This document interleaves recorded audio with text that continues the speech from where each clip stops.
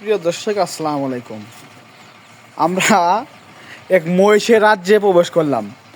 এই বকশিগঞ্জ থানার মধ্যে সবচেয়ে বড় ব্যাপারই মনে হয় আমার দেখাতে, এর চেয়ে মনে হয় সে বড় ব্যাপারই নাই। দেখেন, মহিষের রাজ্য বলা যায় এখানে। তার কাছে কতগুলা যে কালেকশন, আজকে সবগুলা কালেকশন আমরা প্রত্যেকটা ধরে ধরে আপনাদের দেখাবো। এই যে দেখেন, এখানে একটি এই যে জায়গায় কয়েকটি মানে শুয়ে শুয়ে আছে। সে শুধু মহিষ বিক্রি করে, কেনা বেচা করে।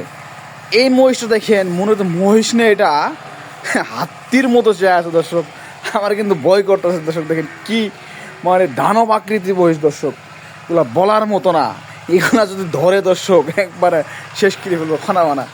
দেখেন এই যে দানব আকৃতির মহিষ তার কাছে আছে, এবং ছোটো বাচ্চা গাভী সার সহ অনেক ধরনের মহিষ তার কাছে কালেকশন আছে।